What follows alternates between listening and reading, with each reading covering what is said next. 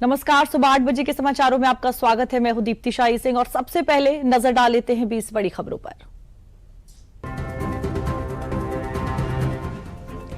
भारतीय reserve bank के 90वें स्थापना दिवस पर आज मुंबई में विशेष समारोह। प्रधानमंत्री नरेंद्र मोदी आरबीआई एट 90 के समारोह में होंगे शामिल।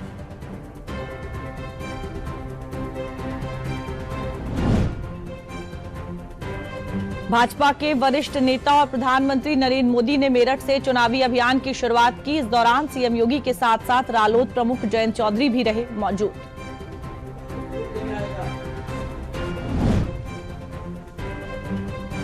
प्रधानमंत्री ने कहा कि अभी हमें देश को बहुत आगे लेकर जाना है। उन्होंने कहा कि इन 10 वर्षों में आपने विकास का बस ट्रेलर ही देखा है। नई सरकार के पहले 100 दिनों के फैसलों पर काम हो रहा है। मेरठ में मुख्यमंत्री योगी आदित्यनाथ ने कहा कि पीएम मोदी ने 2014 के बाद देश की तस्वीर और तकदीर को बदलकर हम सबको और भावी पीढ़ी को एक नए भारत का दर्शन कराया है।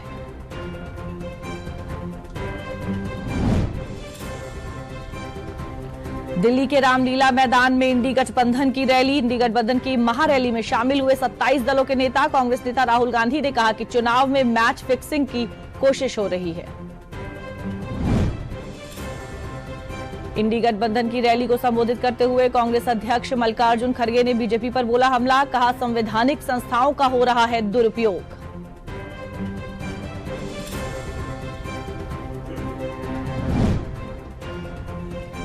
इंडी गठबंधन की महारैली में दिल्ली सीएम अरविंद केजरीवाल की पत्नी सुनीता केजरीवाल ने कहा कि यदि आप सब गठबंधन को मौका देते हैं तो सब मिलकर महान राष्ट्र का निर्माण करेंगे।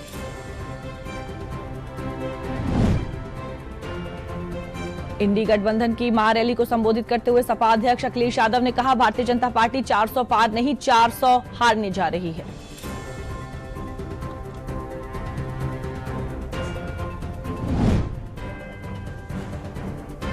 लखनऊ में डॉक्टर पल्लवी पटेल की अपना दल कमेरावादी और असदुद्दीन ओवैसी के नेतृत्व वाली एआईएमआईएम ने गठबंधन की घोषणा की। गठबंधन में प्रेमचंद बिंद की प्रगतिशील मानव समाज पार्टी और राष्ट्रीय उदय पार्टी जैसी अन्य पार्टियां भी शामिल।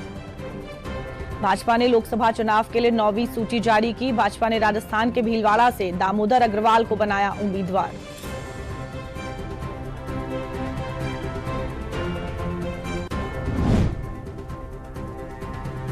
कांग्रेस ने लोकसभा चुनाव के लिए यूपी के स्टार प्रचारकों की लिस्ट जारी कर दी है। लिस्ट में कांग्रेस के अध्यक्ष मल्लिकार्जुन खड़गे, पूर्व अध्यक्ष सोनिया गांधी, राहुल गांधी समेत कुल 40 नेताओं के नाम शामिल हैं।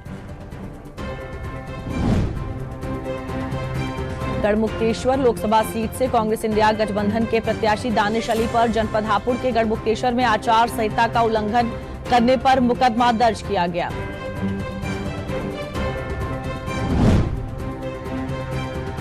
राष्ट्रीय शोषित समाज पार्टी के गठन के पश्चात स्वामी प्रसाद मौर्य ने इंडिया गठबंधन से हरी झंडी न मिलने के बाद खुद ही कुशीनगर से चुनाव लड़ने का किया ऐलान।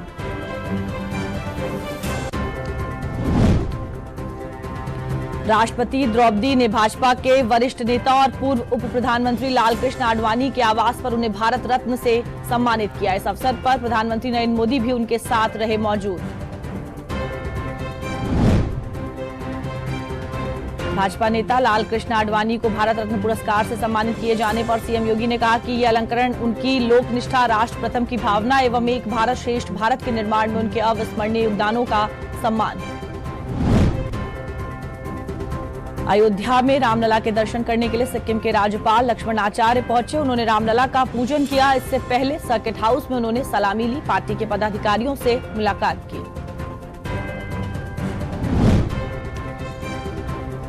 सदानंद वसंत दाते ने राष्ट्रीय जांच एजेंसी के नए महानिदेशक का पदभार संभाला है। सदानंद वसंत दावे महाराष्ट्र कैडर के 1990 बैच के आईपीएस अधिकारी हैं। उन्होंने दिनकर गुप्ता से राष्ट्रीय जांच एजेंसी की बागडोर संभाली।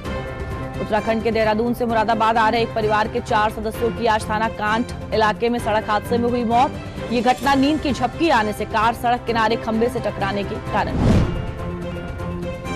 यूनी रैंक यूनिवर्सिटी रैंकिंग 2024 जारी कर दी गई। लखनऊ विश्वविद्यालय ने रैंकिंग में छलांग लगाते हुए इस साल 33वां स्थान मिला है। वहीं वर्ष 2023 की रैंकिंग में एलयू को 46वां स्थान मिला था। हाईवे पर सफर करने वालों को मिली बड़ी राहत। वित्तीय वर्ष में हाईवे पर टोल वसूली की बढ़ी हुई दरें आचार संहिता के चलते फिलहाल नहीं होंगी लागू।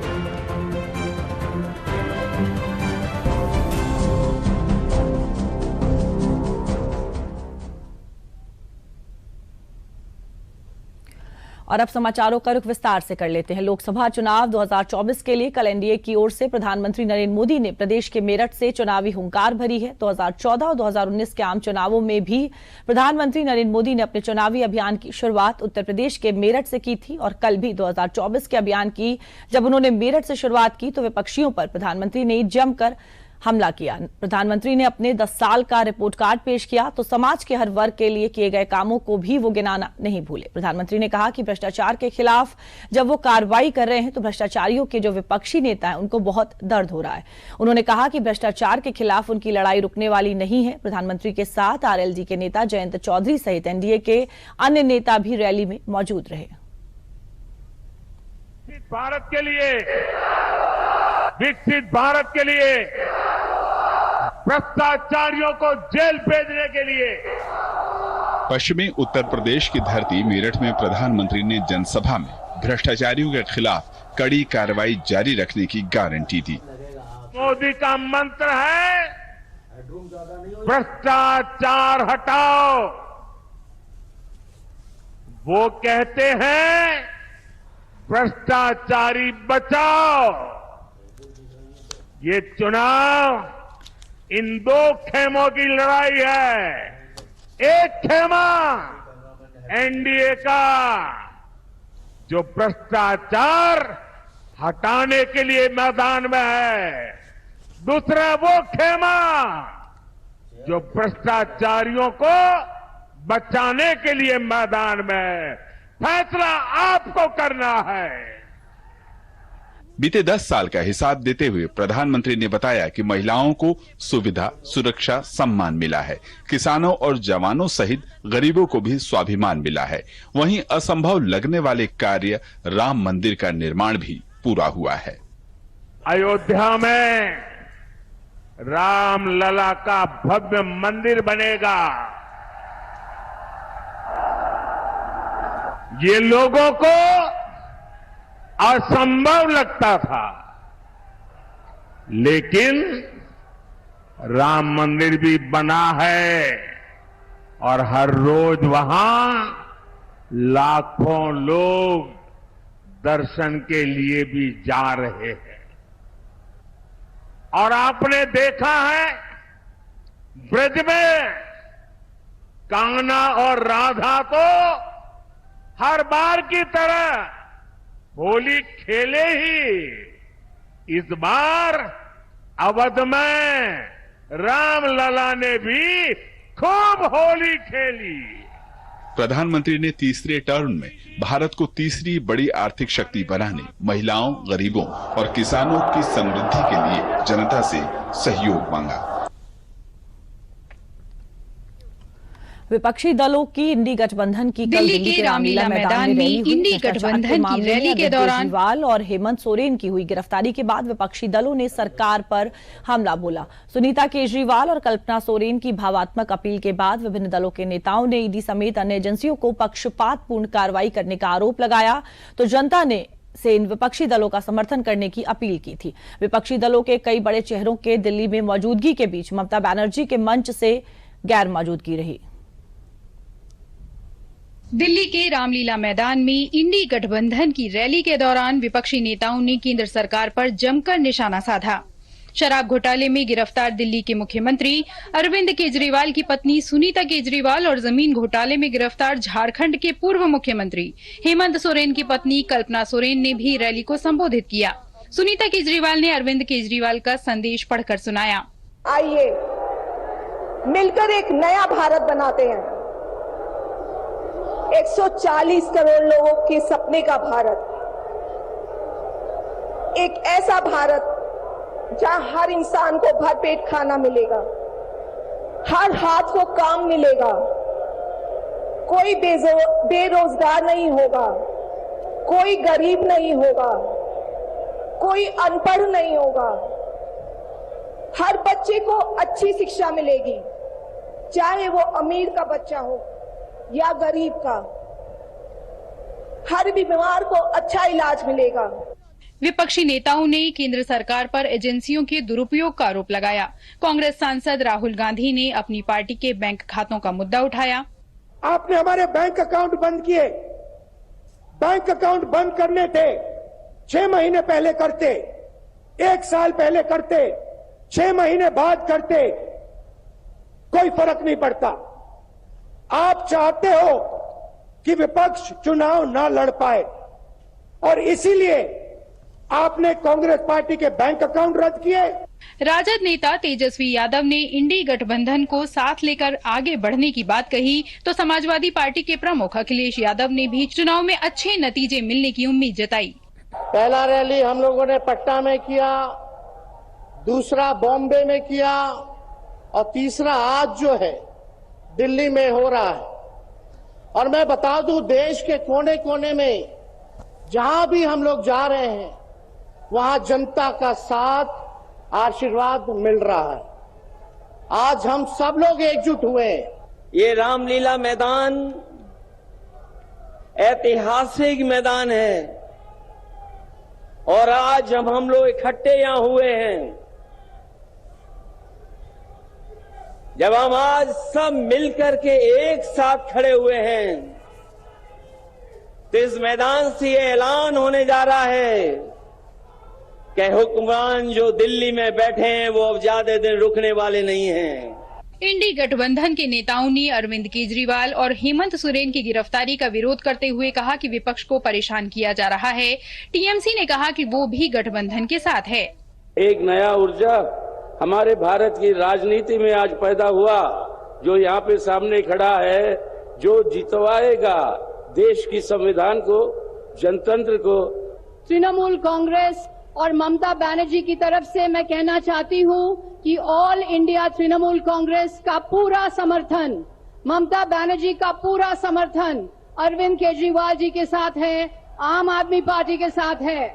मैं ये भी दोहराना चाहती हूं कि ऑल इंडिया तृणमूल कांग्रेस पूरी की पूरी तरफ से हम इंडिया अलायंस में शामिल हैं। इंडी गठबंधन की जनसभा में कांग्रेस की पूर्व अध्यक्ष सोनिया गांधी, मौजूदा राष्ट्रीय अध्यक्ष मल्लिकार्जुन खड़गे, नेशनल कॉन्फ्रेंस के प्रमुख फारूक अब्दुल्ला, एनसीपी प्रमुख शरद पवार, पीडीपी प्रमुख महबूबा मुफ्ती, झारखंड के मुख्यमंत्री चंपई सोरेन और पंजाब के मुख्यमंत्री भगवंत मान सहित कई नेताओं ने हिस्सा लिया। दिल्ली के रामलीला मैदान में विपक्षी इंडी गठबंधन की रैली में केंद्र सरकार पर कई प्रकार के आरोप लगाए गए। विपक्षी नेताओं के माध्यम से तो बीजेपी की ओर से लगातार इस पर जवाब दिया गया। क्या कुछ रहा वाक युद्ध, दोनों पक्षों की ओर से किस प्रकार की प्रतिक्रियाएं हैं, आइए आपको दिखाते हैं ये खबर। विपक्षी गठबंधन की रैली पर कई केंद्रीय मंत्रियों और भाजपा ने हमला बोला है।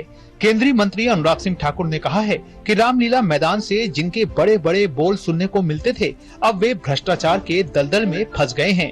देखिए, आज से कुछ साल पहले रामलीला मैदान में ही श्रीमान अरविंद केजरीवाल के बड़े बड़े बोल सुनने को मिलते थे। तब वो राजनीति में नहीं थे, तब कहते थे मैं भ्रष्टाचार के खिलाफ जंग लड़ रहा हूँ, राजनीति में नहीं आऊंगा। वो राजनीति में आए भी और भ्रष्टाचार के दलदल में फंस भी गए। केंद्रीय मंत्री प्रहलाद जोशी ने कहा है कि सभी घोटाले कांग्रेस कार्यकाल के दौरान हुए और एक लुटेरा दूसरे लुटेरे का समर्थन कर रहा है। The people who have looted country, in their support Congress is doing, because Congress has also looted throughout their tenure. All these scams have been taken place during the tenure of the Congress party in this country, and one looter is supporting the another looter. Delhi सरकार में मंत्री और आप नेता गोपाल राय ने कहा है कि अरविंद केजरीवाल को गिरफ्तार कर उनकी आवाज, सोच और विचार को नहीं दबाया जा सकता। तो गिरफ्तार कर देंगे और अरविंद केजरीवाल के विचार और आइडियाज, उनकी सोच, उनकी आवाज दब जाएगी। जिस तरह से पूरे दिल्ली और पूरे देश से आज तानाशाही के खिलाफ जन सैलाब उमड़ा है, इंडिया गठबंधन के सभी प्रमुख लीडर आज यहाँ पर आए हैं। एक बात साफ है कि अरविंद केजरीवाल बाहर से ज्यादा अंदर ताकतवर है। इस तानाशाही के खिलाफ लड़ाई लड़ेंगे और जीतेंगे। दिल्ली के रामलीला मैदान में इंडी गठबंधन द्वारा आयोजित रैली पर भाजपा के राज्यसभा सांसद सुधांशु त्रिवेदी ने कहा है कि ये रैली लोकतंत्र नहीं, परिवार तंत्र को बचाने के लिए आयोजित की गई है। मैं पुनः कह रहा हूँ, ये तथाकथित लोकतंत्र बचाओ रैली वास्तविकता में परिवार बचाओ, भ्रष्टाचार छुपाओ रैली है, क्योंकि सभी भ्रष्टाचारी एक दूसरे का साथ देते हुए भ्रष्टाचार के भाईचारे में एक साथ हैं। और ये मैं अभी आपको बता रहा हूं, परिवारवाद के कुछ नए आयाम परिवारवाद के कुछ नए स्वरूप, परिवारवाद के कुछ सदस्यों का नया अन्नप्राशन होता हुआ आपको आज नजर आएगा। भारतीय जनता पार्टी के प्रवक्ता शहजाद पूनावाला ने कहा है कि भारत के टुकड़े टुकड़े करना कांग्रेस के डीएनए में है। कांग्रेस पार्टी के डीएनए में भारत के, इंडिया के टुकड़े टुकड़े करना है। ये वो पार्टी है जिसने अपनी महत्वाकांक्षाओं को और अपने परिवार हित को हमेशा राष्ट्र हित के ऊपर रखा है। ये वो पार्टी है जिसने अपने व्यक्तिगत फायदे के लिए देश के विभाजन और देश के टुकड़े हो जाए तो भी इससे कभी संकोच नहीं किया। युवराज तो देश को देश मानने से भी इनकार करते हैं, कहते हैं India is not a nation, और विदेशी धरती से भारत के भीतर भारत की सॉवरेनिटी को छिन्न भिन्न करते हुए हस्तक्षेप की मांग भी करते हैं। इंडी गठबंधन की रैली पर कांग्रेस नेता दीपेंद्र हुड्डा ने कहा है कि मिलजुल कर चुनाव लड़ेंगे और जीतेंगे। ये लड़ाई भारत को देश बचाने की लड़ाई है, संविधान बचाने की लड़ाई, मिलजुल के लड़ेंगे और जीतेंगे। चुनावों के मौसम में जहां विपक्ष भाजपा को घेरने की कोशिश कर रहा है, तो वहीं भारतीय जनता पार्टी विपक्ष को करारा जवाब दे रही है। वाराणसी में प्रधानमंत्री नरेंद्र मोदी के वर्चुअल टिफिन बैठक को पूरे वाराणसी संसदीय क्षेत्र के बूथ कार्यकर्ताओं ने हजारों की संख्या में विभिन्न जगहों पर सुना। भारतीय जनता पार्टी के शहर अध्यक्ष विद्यासागर राय के आवास पर आयोजित इस वर्चुअल बैठक में कार्यकर्ताओं ने बड़े उत्साह के साथ भाग लिया। प्रधानमंत्री ने कार्यकर्ताओं को ठेठ बनारसी भाषा में संबोधित कर संवाद किया। सर्वप्रथम उन्होंने कार्यकर्ताओं का हालचाल पूछा और गर्मी की चर्चा करते हुए सत्तू की लस्सी और आम का पन्ना पीने की सलाह दी और चुनाव में कैसे जनसंपर्क कर मतदाताओं को ज्यादा से ज्यादा वोट देने के लिए प्रोत्साहित किया जाए, इस संबंध में बताया। प्रधानमंत्री ने कहा कि पहले तो मुझे मां गंगा ने बुलाया था, लेकिन मुझे लगता है मां गंगा ने मुझे गोद लिया है। इसी के साथ उन्होंने काशी में किए गए विकास कार्यों का 10 साल का लेखा जोखा कार्यकर्ताओं को बताया और कहा, पर्यटकों से लेकर काशी के प्रत्येक घर में आप जाकर इन चीजों को और जनहितकारी योजनाओं के बारे में लोगों को अवश्य बताएं। और चुनाव के लिए तैयारी की जो अभिव्यक्ति दी है, यहाँ के कार्यकर्ताओं ने बड़े गौर से सुना है और हम समझते हैं कि पूरे बनारस में हमारे जितने भी साथी कार्यकर्ता हैं, महिला साथी कार्यकर्ता हैं, वो सब उनके दिए हुए निर्देश का पालन करेंगे। उन्होंने खुद अपने कार्यकर्ता बन करके हम कार्यकर्ताओं को जो सबसे नीचे मतलब संगठन के सबसे नीचे पैदान, अभी तो हम लोग पोलिंग स्टेशन के इंचार्जों के साथ या आज जो है टिफिन बैठक करे हैं, उन्होंने उससे भी एक पैदान नीचे अब हम लोग बूथ स्तर के कार्यकर्ताओं के साथ टिफिन बैठक करने का जो उनका निर्देश था, आज हमने 660 अपने लोकसभा के 660 पोलिंग स्टेशनों पर इस तरह के कार्यक्रम किए टिफिन बैठक का। आगे हम 1909 बूथों पर ये इस कार्यक्रम को करने जा रहे हैं। ये माननीय प्रधानमंत्री जी की प्रेरणा से ही होता है। प्रदेश के मुख्यमंत्री योगी आदित्यनाथ आज हाथरस, बुलंदशहर और गौतम बुद्ध नगर में भारतीय जनता पार्टी द्वारा आयोजित प्रबुद्ध सम्मेलनों को संबोधित करेंगे। मुख्यमंत्री पहले हाथरस में आयोजित प्रबुद्ध सम्मेलन को संबोधित करेंगे, जबकि दोपहर में बुलंदशहर में आयोजित प्रबुद्ध सम्मेलन को संबोधित करेंगे। इसके बाद GL Bajaj institute of technology college Gautam Buddh Nagar में आयोजित प्रबुद्ध सम्मेलन को भी संबोधित करेंगे। केंद्रीय महिला एवं बाल विकास व अल्पसंख्यक कल्याण मंत्री स्मृति ईरानी ने रविवार को अपने आवास पर संसदीय क्षेत्र के मुस्लिम समाज के लोगों से मुलाकात की। दीदी स्मृति से मिलकर जहां मुस्लिम समाज के लोग खुश दिखे, वहीं एक स्वर से मोदी व योगी सरकार की नीतियों के साथ अमेठी में बिना किसी भेदभाव के हुए कार्यों के लिए दीदी स्मृति की तारीफ की। यहां पहला मौका है जब अमेठी के मुस्लिम समाज के लोगों को इतनी बड़ी संख्या में अपने सांसद के आवास पर सम्मान के साथ बुलाया गया है। इसके पहले किसी भी सांसद ने उन्हें अपने आवास पर बुलाकर ऐसा सम्मान नहीं दिया। प्रदेश के उप मुख्यमंत्री और भाजपा नेता केशव प्रसाद मौर्य बूथ अध्यक्ष सम्मेलन में शामिल होने रामपुर पहुंचे। रामपुर के स्वारटांडा विधानसभा में बूथ अध्यक्ष सम्मेलन का आयोजन किया गया था। इस दौरान उन्होंने भाजपाइयों को अपने अपने बूथ को मजबूत करने का मंत्र दिया। इस दौरान डिप्टी सीएम ने जनसभा को संबोधित किया। उन्होंने प्रधानमंत्री मोदी की जन कल्याणकारी योजनाओं को लाभकारी बताते हुए कहा कि हमें आने वाले चुनाव में मोदी जी के संकल्पों को साकार करना है और अब की बार 400 पार के नारे को सिद्ध करके दिखाना है। वहीं रामपुर से भाजपा प्रत्याशी घनश्याम सिंह लोधी को भी भारी मतों से विजयी बनाने का जनता से आशीर्वाद मांगा।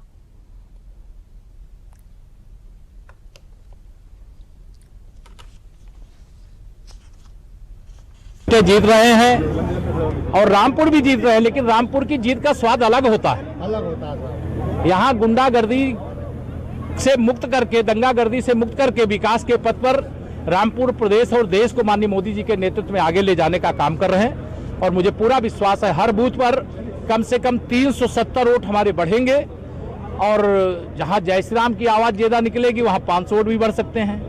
और कांग्रेस और सपा को जैसे एक्सपायरी दवा होती है, मैं मानता हूं कि सब एक्सपायरी डेट वाली राजनीतिक पार्टियां हो गई हैं और जनता ने इन्हें नकार दिया है। लखनऊ के आशियाना में बहुजन समाज पार्टी द्वारा जिला स्तरीय कार्यकर्ता सम्मेलन का आयोजन किया गया।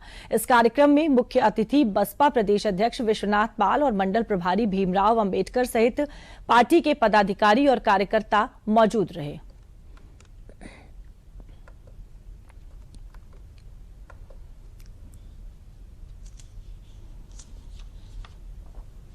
देखिए, माननीय बहन जी के निर्देश पर यहाँ जो लोकसभा मोहनलालगंज है, राजेश कुमार उर्फ मनोज प्रधान जी हैं, उनको यहाँ इस लोकसभा सीट से प्रभारी घोषित किया जाएगा। उसी लिए लोकसभा स्तर का एक बड़ा सम्मेलन हो रहा है। बीएसपी अकेले नहीं है, बीएसपी के साथ जनता का गठबंधन है। जैसे 2007 में इस देश के बड़े प्रदेश उत्तर प्रदेश में जनता के गठबंधन के बल पर बहुजन समाज पार्टी एक बड़े प्रदेश में बहुजन समाज पार्टी की पूर्ण बहुमत की सरकार बड़े दल के रूप में बन चुकी है और उसी गठबंधन के तहत फिर इस चुनाव में बहुजन समाज पार्टी मजबूती से चुनाव लड़ रही है। पीलीभीत से भारतीय जनता पार्टी के उम्मीदवार जितिन प्रसाद ने कहा कि अभी तक उन्होंने बड़ी बड़ी सड़कें पीलीभीत में बनवाई, अब आने वाले समय में पीलीभीत की गली मोहल्लों व गांव की सड़कें वर्ल्ड क्लास बनवाएंगे। अक्रिय धाम पहुंचे जितिन प्रसाद ने कार्यकर्ता सम्मेलन में कहा कि उनके लिए ये सौभाग्य और सम्मान की बात है कि इतनी प्रतिष्ठित सीट से बीजेपी ने उन्हें उतारा है। उन्होंने कहा कि उन्होंने केंद्र व प्रदेश दोनों जगह काम किया, जिसका फायदा पीलीभीत वालों को मिलेगा।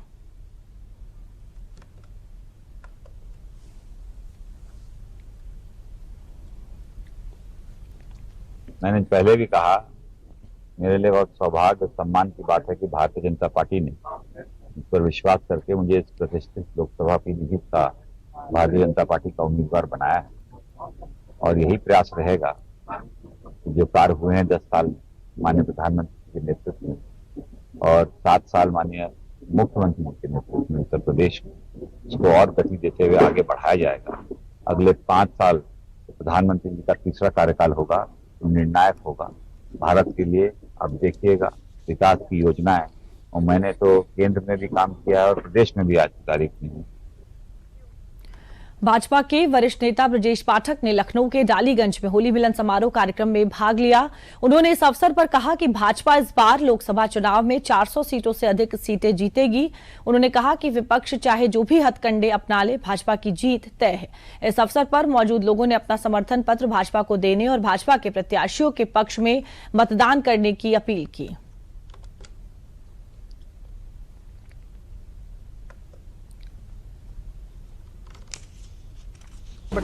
गरीब कल्याण योजनाओं ने जन जन का भरोसा जीता है। हर जरूरतमंद आदमी को पक्का मकान, शौचालय, किसान सम्मान निधि, 5 लाख तक का निःशुल्क इलाज, उज्ज्वला गैस, पीएम स्वनिधि, ढेर सारी ऐसी योजनाएं हैं जिससे गरीब आदमी और आम आदमी के जीवन स्तर को ऊपर उठाने में भारतीय जनता पार्टी कामयाब हुई है। दूसरी तरफ विपक्ष के पास ना कोई नीति है, ना कोई एजेंडा है। वो आप देखेंगे कि 0 सीट उत्तर प्रदेश में पाएंगे। भारतीय जनता पार्टी 80 की 80 सीटें प्रचंड बहुमत से जीतेगी।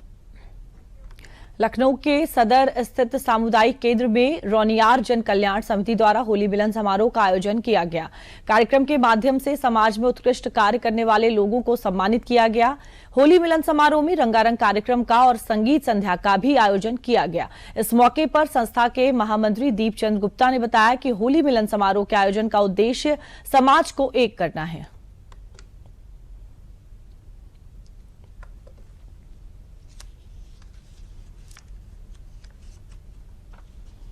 हमारी समिति 1962 से रजिस्टर्ड है और आज भी हमारी समिति समाज के लिए, समाज को जोड़ने के लिए बहुत से सोशल कार्य करती है। होली मिलन समारोह करने का हमारा अभिप्राय, हमारा मकसद सिर्फ यही है कि समाज को जोड़ना और होली के रंग में जो हमारे दिलों में आपस में एक दूसरे के प्रति अगर कहीं कोई भेदभाव है, अगर कहीं कोई द्वेष है तो उसको खत्म करना और आपस में मेल जोल के साथ समाज को संगठित करना। लोकसभा चुनाव में मतदान प्रतिशत बढ़ाने के उद्देश्य से अमरोहा में मतदाताओं को जागरूक करने के लिए अनेक प्रयास किए जा रहे हैं। इसी क्रम में अमरोहा के चोटीपुरा स्थित श्रीमद दयानंद कन्या गुरुकुल द्वारा शानदार प्रस्तुति के साथ मतदाता गीत मतदान करें हम तैयार किया गया है। इस गीत का लेखन, स्वर, वीडियो आदि सभी महाविद्यालय की छात्राओं का है। 5 मिनट 29 सेकंड के इस वीडियो गीत में फिल्मांकन भी बड़े आकर्षक और प्रभावशाली ढंग से किया गया है। गुरुकुल की प्राचार्य डॉक्टर सुमेधा का कहना है कि देश का नेतृत्व उत्तम हो, ये हम सब की जिम्मेदारी है। इसी संदेश को जन जन तक पहुंचाने के लिए गुरुकुल की छात्राओं ने ये गीत तैयार किया है। सबका आह्वान करें हम, मतदान करें हम, मतदान करें हम। मेरा सौभाग्य है कि मुझे अपने गुरुकुल में अध्ययन के साथ साथ देशभक्ति के संस्कार भी सिखाए जाते हैं। मुझे बहुत ही प्रसन्नता है कि अपने देश के प्रति कर्तव्य से प्रेरित होकर मेरी बहनों ने एक गीत बनाया और मुझे उसे गाने का सुअवसर मिला। मेरी आप सभी से विनती है कि आप सभी अवश्य मतदान करने जाएं और अपने देश को विकसित, सुरक्षित व समृद्धशाली बनाने में अपनी अमूल्य भूमिका निभाएं। हमारा देश भारत दुनिया का सबसे बड़ा लोकतंत्र है, यह गर्व की बात है, किंतु अब हमें एक कदम और आगे बढ़ाते हुए इसे एक सजग लोकतंत्र बनाना है, संकीर्णता की सीमाओं से। और आइए अब आज की अखबारों की सुर्खियां जानने के लिए चलते हैं सीधा हमारे सहयोगी संतोष के पास। सुर्खियों की अगर बात करें तो कई बड़ी अखबारों ने प्रधानमंत्री मोदी की जो रैली हुई है मेरठ में उसको प्रमुखता दी है, लेकिन उससे भी बड़ी खबर आज के सभी अखबारों में रही कि महारैलियों से चुनावी महासंग्राम का आगाज किया। यानी कि जो दिल्ली के रामलीला मैदान में विपक्षी गठबंधन इंडी ने जो एक बड़ी रैली की है लोकतंत्र बचाओ को लेकर, वो सभी अखबारों ने प्रमुखता से उठाया। और सबसे खास बात नवभारत टाइम्स ने लिखा है कि इधर विपक्ष की रैली, उधर मोदी की गारंटी, मैच फिक्सिंग से लेकर ईवीएम की बात करें या भ्रष्टाचार की बात करें, अरविंद केजरीवाल को जेल में डालने की बात करें, ये सभी बड़ी खबरों के साथ सभी अखबारों में पहली खबर रही है। नवभारत टाइम्स लिखता है कि मैच फिक्सिंग, ईवीएम सेट, इस तरह बीजेपी पर बरसा इंडी गठबंधन। इसके साथ साथ अमर उजाला की बात करें तो उसने लिखा है कि वो फिक्सिंग कर रहे थे, खाते फ्रीज किए, 2 खिलाड़ियों को जेल भेजा, लेकिन उसके बाद भी विपक्षी गठबंधन मजबूती के साथ आगे बढ़ा। और ये भीड़ बताती है कि लोकतंत्र बचाओ को लेकर रैली कितनी सफल है। यानी कि सभी बड़े अखबारों में विपक्षी गठबंधन की ये जो लोकतंत्र बचाओ रैली रही है, ये एक बड़ी खबर है। दूसरी बड़ी खबर बात करें तो प्रधानमंत्री मोदी की जो मेरठ में रैली हुई है उसको हिंदुस्तान कहता है कि महारैलियों से चुनावी महासंग्राम का आगाज, भ्रष्टाचार पर कार्रवाई से बौखलाए। इसके साथ साथ उन्होंने किया संविधान लोकतंत्र बचाने का चुनाव। राहुल गांधी का यह बड़ा बयान हिंदुस्तान ने अपने पहले पन्ने पर प्रमुखता से छापा है। लेकिन प्रधानमंत्री मोदी ने कहा है कि ये जीरो टॉलरेंस की नीति से सरकार चल रही है, भ्रष्टाचारियों के खिलाफ हमारी सरकार कड़ा से कड़ा एक्शन ले रही है। यानी कि ये 2 बड़ी खबरें सभी अखबारों में, चाहे हम अमर उजाला की बात करें, हिंदुस्तान की बात करें या फिर नवभारत टाइम्स की बात करें, ये 2 बड़ी खबरें प्रमुखता से। अगर हम English newspaper the times of India की बात करें तो उसने साफ तौर पर लिखा है कि प्रधानमंत्री ने कहा कि I can't be scared, action against corrupt will continue. यानी कि भ्रष्टाचार के खिलाफ लगातार ऐसी ही कार्रवाई चलती रहेगी। तो ये टाइम्स ऑफ इंडिया की बड़ी खबर, पहले पन्ने पर ये प्रधानमंत्री की जो रैली हुई है मेरठ में उसको जगह मिली। लेकिन उत्तर प्रदेश से जुड़ी एक और बड़ी खबर सभी अखबारों ने उसको प्रमुखता से छापा है, वो है कि स्वामी प्रसाद मौर्य जो है उन्होंने ऐलान कर दिया है कि वो कुशीनगर से चुनाव लड़ेंगे। और सिर्फ स्वामी प्रसाद मौर्य कुशीनगर से नहीं लड़ेंगे, देवरिया से भी वो अपने प्रत्याशी उतारेंगे। उन्होंने साफ तौर पर कहा कि आने वाले दिनों में कुछ और प्रत्याशियों के नाम घोषित किए जा सकते हैं। तो पहले समाजवादी पार्टी से वो अलग होते हैं, उसके बाद वो अपनी पार्टी बनाते हैं। और ये इंडी गठबंधन जहां एक तरफ लोकतंत्र बचाओ की रैली कर रहा है, वहीं ये भी इंडी गठबंधन के लिए एक बड़ा झटका है, क्योंकि स्वामी प्रसाद मौर्य अगर अलग चुनाव लड़ते हैं तो उसका कहीं ना कहीं असर देखने को जरूर मिलेगा। और एक तीसरी बड़ी खबर जो नवभारत टाइम्स ने काफी प्रमुखता से छापी कि राष्ट्रपति ने आडवाणी के घर जाकर भारत रत्न दिया। साथ में प्रधानमंत्री मोदी भी मौजूद है और प्रधानमंत्री मोदी ने अपने ट्विटर हैंडल एक्स पर लिखा है कि आडवाणी जी को भारत रत्न से सम्मानित होते देखना बहुत खास है। यह सम्मान देश की प्रगति में उनके स्थायी योगदान को पहचान देता है। इसके साथ साथ एक और बड़ी खबर यह है कि बोपन्ना ने, अगर हम क्रिकेट खेल जगत की बात करें तो बोपन्ना ने फिर रचा इतिहास और उन्होंने कहा कि ऐसे ही मैं खेलता रहना चाहता हूं। भारत के स्टार टेनिस जो खिलाड़ी रोहन बोपन्ना है, उन्होंने एक इतिहास रचा। यानी कि कई चाहे हम सियासत की बात करें या फिर इंडी गठबंधन की बात करें या खेल की बात करें, कई आज की बड़ी खबरें रही हैं जिन्होंने अखबारों में अपनी जगह बनाई और पहले पन्ने पर जगह बनाई। दीप्ति। धन्यवाद संतोष, आज की जो सुर्खियों में खबरें हैं वो बताने के लिए। तो अभी तक समाचारों में बस इतना ही। 10 बजे के समाचारों में आपसे फिर मुलाकात होगी। मुझे दीजिए इजाजत। नमस्कार।